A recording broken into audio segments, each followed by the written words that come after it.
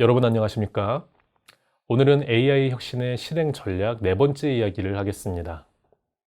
인공지능 혁신은 단순히 비즈니스 프로세스나 제품의 일부에 인공지능 기술을 추가하는 것만이 아닙니다.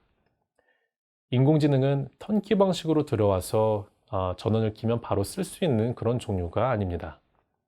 인공지능 기술의 조직 내 도입을 이 물리적 결합 방식으로 생각해서는 안 된다는 이야기입니다. 축구팀의 이 최고 수준의 스트라이커를 영입한다고 해서 팀 전력이 그 즉시 획기적으로 상승할까요?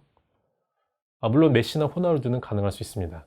하지만 이 유벤투스도 이 호날두를 영입한 이후에 이 전력을 극대화하기 위해서 진영에 변화를 줬습니다. 선수들의 포지션도 재배치했죠. 호날두가 팀에 적응을 해야 하고 팀 역시 호날두에 적응을 해야 하기 때문이죠. 심지어는 유벤투스는 이 호날두 효과를 위해서 노조나 스폰서 같은 이 외부 요인도 수정했습니다. 인공지능 기술을 조직 전반에 흡수시키는 작업은 결코 쉽지 않습니다. 새로운 기술을 조직에 효과적으로 흡수하기 위해서는 세 가지가 필요합니다. consistency, compatibility, complementarity, 일치와 호환, 그리고 보완이 필요합니다. 먼저 일치입니다. 기술이 제공하는 기능이 이 조직이 추구하는 방향과 일치해야 한다는 이야기입니다. 아무리 훌륭한 기술이라도 이 조직의 목적과 맞지 않는다면 조직은 자발적으로 기술을 흡수하려고 하지 않게 됩니다. 원하지 않는 것을 받아들이는 조직이 없죠. 이걸 위해서는요, 조직 전반의 인공지능 기술에 대한 이해가 충분히 이루어져야 합니다. 인공지능 기술이 나에게 어떤 이점을 줄 수 있는지에 대해서 잘 알아야 하고, 이 기술을 통해서 조직이나 각 구성원들의 일이 더 잘 될 것이라는 확신을 가질 수 있어야 합니다. 그리고 기술의 이점이 실질적으로 이 조직의 방향과 일치하는 게 중요하죠. 아마존을 볼까요? 아마존의 지향점은요, 애초부터 전자상거래의 활성화입니다. 아마존의 모든 조직은 이 상거래가 보다 활발하게 일어날 수 있도록 이 모든 수단을 동원하고 이걸 통해서 수익을 극대화하는 방향으로 가고 있었습니다. 자, 아마존이 알렉사 같은 인공지능 기술을 개발한 것은요, 지금까지 생각하지 못한 방법으로 이 상거래가 획기적으로 활발하게 일어날 수 있도록 하기 위해서입니다. 고객들이 인공지능 비서 알렉사에게 익숙해지면은 직접 가게에 가거나 아니면 인터넷으로 홈쇼핑, 온라인 쇼핑을 하지 않고 알렉사에게 말을 하는 걸 통해서 구매를 하게 됩니다. 인공지능 기술은 아마존이 추구하는 바를 지금과는 다른 방식으로 실현시킬 것입니다. 사실 그동안 아마존이 걸어온 역사를 보면요, 꾸준히 신기술을 흡수해서 새로운 시장을 열었다는 것을 알 수 있습니다. 이 모든 노력의 공통적인 목적은요, 활발한 전자상거래였습니다. 2007년에는 전자책 단말기 킨들을 내놨죠. 모바일 기기 시장에 진출했습니다. 2011년에는 이 초저가 태블릿 킨들 파이어를 출시했습니다. 사람들이 컴퓨터가 아닌 새로운 기기를 통해서 이 아마존에서 상품을 구매하도록 만드는 것이 목적이었고요. 이 노력은 적중했습니다. 아마존이 2004년 이후에 20억 달러가 넘는 자본을 투자해서 클라우드 인프라를 구축했습니다. 향후 5년 내에 클라우드 서비스가 IT 시장의 25%를 차지할 것이다, 이런 예상을 했기 때문이었죠. B2B 모델로 시작됐던 이 아마존이 과감하게 투자를 한 결과 2006년에 이 IT 인프라 자원을 포괄적으로 제공하는 이 클라우드 서비스를 대거 내놨습니다. 2011년에는 개인용 클라우드 서비스로 영역을 넓혀서 클라우드형 미디어 플레이어 서비스를 시작했습니다. 그리고 책, 영화, 음악 이런 미디어 콘텐츠가 빠르게 디지털로 변환되면서 클라우드 서비스의 이 의존도가 점점 커질 것이다, 이런 방향을 감지를 했기 때문이죠. 아마존에서 산 음악을 클라우드 서비스에 저장해놨다가 모바일이든 PC든 또 집에서든 사무실에서든 어디에서나 꺼내 들을 수 있게 되는 것입니다. 아마존은 이렇게 전방위적으로 기술을 도입해서 이 거대한 시장을 만들어냈습니다. 1995년에는 이 매출이 51만 달러였는데요. 20년이 지난 지금은 20만 배 늘어났습니다. 물론 이 변동은 있습니다만 굉장히 많은 성장입니다. 경영자의 의지와 이 조직의 의지가 일치되는 것 또한 중요합니다. 경영자의 의지가 너무 강한 나머지 조직이 따라오지 못하는 경우가 굉장히 많이 존재하죠. 인공지능은 최근에 발명된 기술처럼 여겨질 수 있지만 사실 역사가 굉장히 깊은 기술 영역입니다. 그런데도 이 기술이 조직 내에서 활발하게 내재되지 않은 이유는 기술적 장벽이 있기 때문입니다. 데이터를 매끄럽게 통합하는 것도 만만치 않은 일이죠. 학습 과정을 거치지 않은 초기 시스템의 성능은 기대한 것만큼 좋지 않을 수도 있습니다.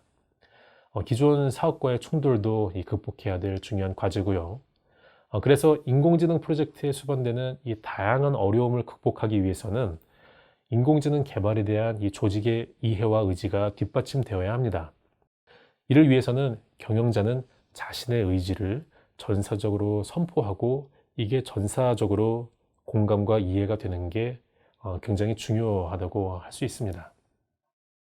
두 번째 조건은 호환입니다.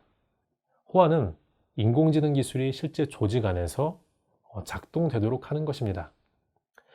아답터가 맞아야지 전기가 통하게 되고 전자기기를 플레이를 할 수 있게 되는 거죠.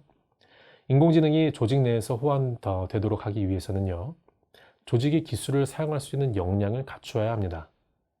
조직이 인공지능을 사용하는 역량은 결국 사람에게 달려있죠. 인공지능의 이점을 최대치로 끌어내려면요, 조직 전반의 프로세스에 인공지능이 완전히 녹아들어가야 합니다. 이를 위해서는 조직 개편이 필요할 수도 있습니다.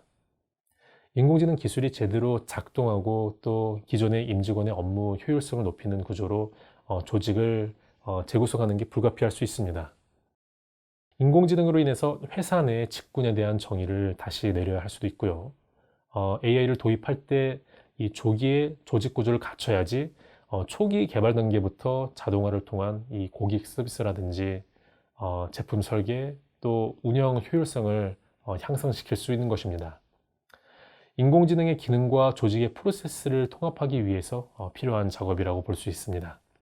자, 실제로 인공지능을 도입한 이후부터는 기술적인 문제보다는 조직 문화가 더 중요한 문제가 됩니다. 소프트웨어나 애플리케이션을 하나 들여놨다고 해서 제 기능을 스스로 발휘하는 게 아니죠. 인공지능 기반 비즈니스는요, 조직 전체적인 변화를 요구합니다. 대량 생산 시스템의 기존 그 샴푸 회사 마케팅 부서에서는 사용할 수 있는 모든 채널을 동원해서 이 자기 제품의 우수성을 어필을 하면서 또 일괄적인 이 프로모션 행사를 했습니다. 최근 등장한 스타트업이 있는데요. 펑션 오브 뷰티라고 하는 스타트업입니다. 인공지능으로 고객 개개인에게 맞춤 샴푸를 제공하는 기업이죠.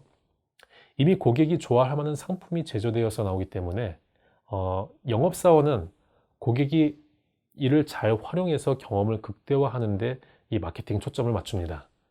기존의 마케터들은요, 전통적으로 고객의 구체적이고 이 생생한 프로파일을 가리키는 이 페르소나에 집중했습니다. 마케터는 자신의 경험에 의지해서 감이라든지 추측 그리고 느낌을 토대로 이 페르소나를 만들기 때문에 아주 정확하지가 않을 수 있습니다. 하지만 인공지능 시스템은 페르소나의 설정이 굳이 필요가 없습니다.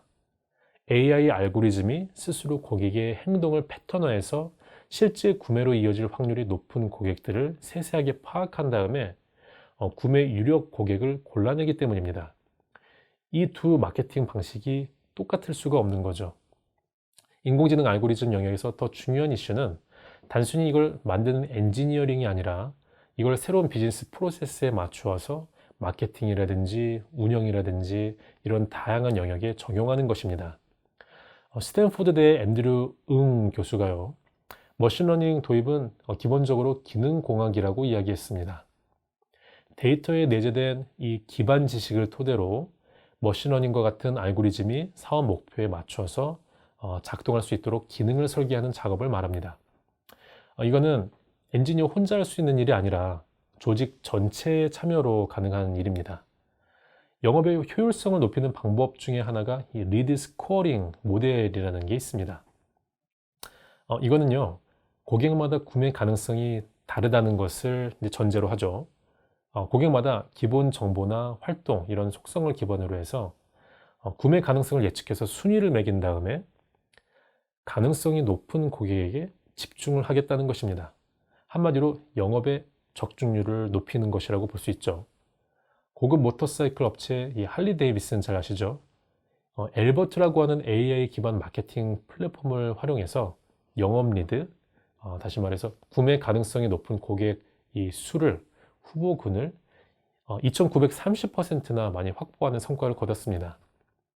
이 시스템을 도입하기 위해서 조직이 가장 먼저 해야 할 일은 데이터 과학자와 이 마케팅, 재무, 운영, 이런 해당 비즈니스의 각 영역의 담당자를 모두 모으는 것입니다.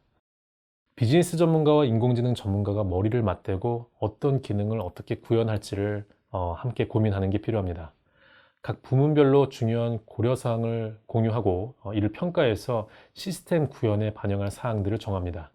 우선순위 높은 고객의 주된 가치가 뭔지를 예측하고 수익을 창출할 수 있는 상호작용을 고려해서 가치를 높일 수 있는 기능이 무엇일지에 대해서 함께 공유하는 것입니다. 영업하기에 적절한 이 고객을 가려내고 이 고객이 무엇을 가치 있다고 느끼는지 알아내는 게 중요한데요. 이거는 특정 전문가가 할 수 있는 일이 사실 아닙니다. 여기서 데이터 과학자는 이 정량적인 접근법을 제시할 수 있습니다.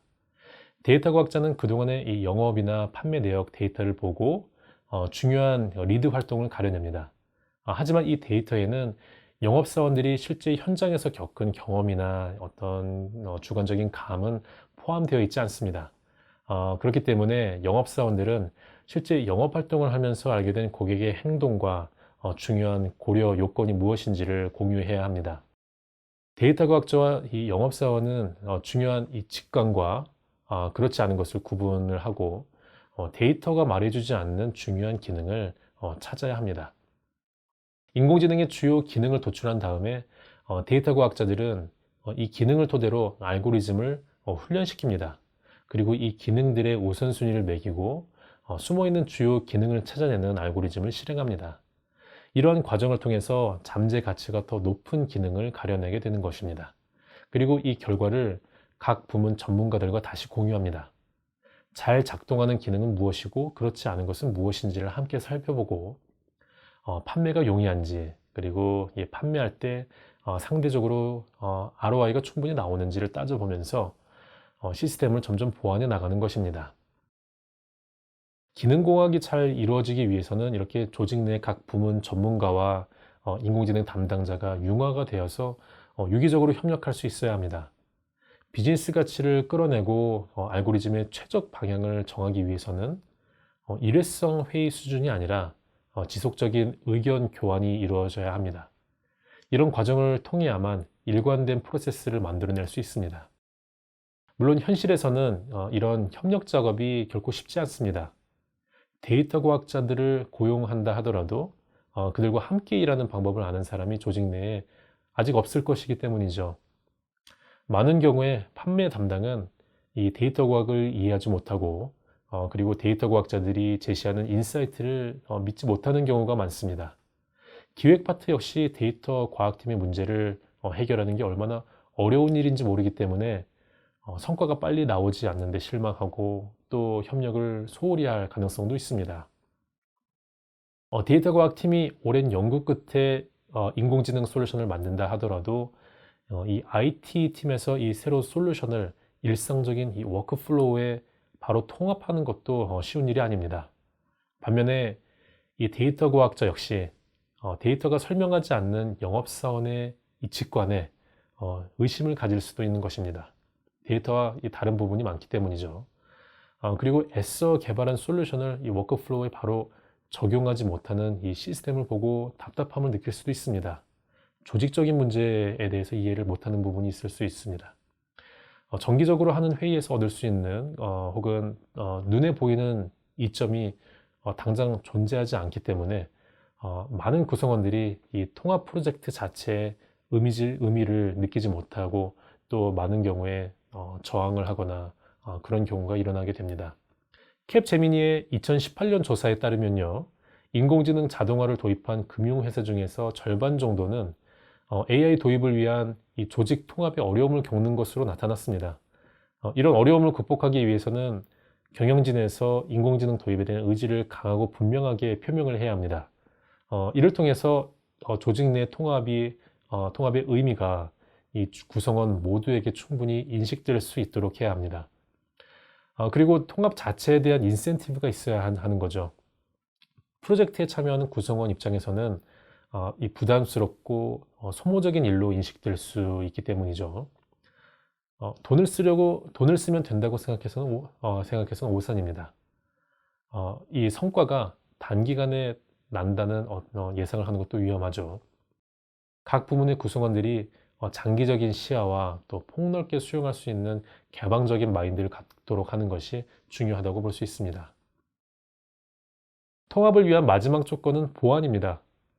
기술을 통해서 조직의 약점이 극복되거나 강점이 강화될 때 기술을 흡수하는 효과가 더 생기게 되는 것입니다. 도입한 이후 좋아지는 게 없다면 지속적으로 유지할 동력을 잃게 됩니다.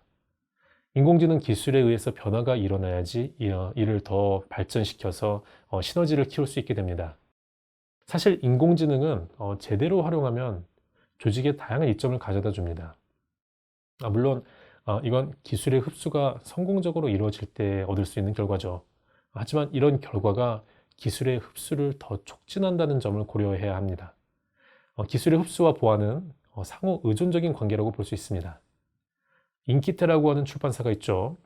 사업 초기부터 딥러닝 알고리즘을 도입해서 비즈니스 모델 전반에 녹여냈습니다. 조직 구조 또한 인공지능 출판에 맞춰서 바꿨습니다. 그 결과 베스트셀러 출간율이 90%가 넘어가는 정말 놀라운 실적을 이뤄냈습니다. 알리바바 또한 이 딥러닝으로 구현된 패션 AI를 선보여서 연중 최대 행사죠. 11월 광군제에서 사상 최대 거래액을 작년에 경신을 할 수 있었죠. 영화 대부에서는요, 거절할 수 없는 제안을 하겠다 이런 대사가 나오죠. 인공지능이 개별 고객이 가장 원하는 아이템을 파악해서 거절할 수 없는 추천을 해주는 게 바로 인공지능 시스템이 제공할 수 있는 이점입니다. 델타 항공은 아틀란타 국제공항을 시작으로 해서 안면인식 입국 수속을 실시했는데요. 키오스크에서 셀프 체크로 10분 만에 신원을 확인할 수 있게 됩니다. 고객은 편의성과 빠른 속도 때문에 만족을 하게 되고 또 공항은 더 많은 승객을 더 빠른 로테이션으로 받을 수 있게 되기 때문에 또 그 신원 확인을 위한 이 인력을 더 중요한 일에 배치할 수 있게 되기 때문에 이 업무 효율성이 굉장히 높아지게 됩니다. 인공지능 기술을 통해서 실질적인 효과가 지속되면 조직은 이걸 계속 내재화를 할 수 있고요. 기술은 조직 프로세스에 점차 동화되면서 더 큰 시너지를 불러올 수 있게 되는 것입니다. 자, 이제 정리해 볼까요? 인공지능이 제대로 작동하기 위해서는 조직 내에 뿌리를 내려야 합니다. 조직의 내재화가 잘 되기 위해서는요, 기술과 조직의 방향이 일치해야 하고, 조직은 인공지능 기술이 호환될 수 있도록 역량을 갖추어야 합니다. 그리고 인공지능에 의한 효과가 지속적으로 나타나도록 하고 또 이를 통해서 조직의 프로세스 그리고 성과를 높여서 이 선순환이 이루어지도록 하기 위해서 뭔가 개선이 되는 효과를 이뤄내야 합니다. 인공지능을 실제 조직에 도입하는 과정이 말처럼 쉽지가 않습니다. 수많은 장애물을 넘기 위해서는 이러한 이 세 가지 요건을 잘 갖춰서 조직에 깊이 흡수될 수 있도록 해야 합니다. 오늘은 그 인공지능의 통합에 대해서 말씀드렸습니다.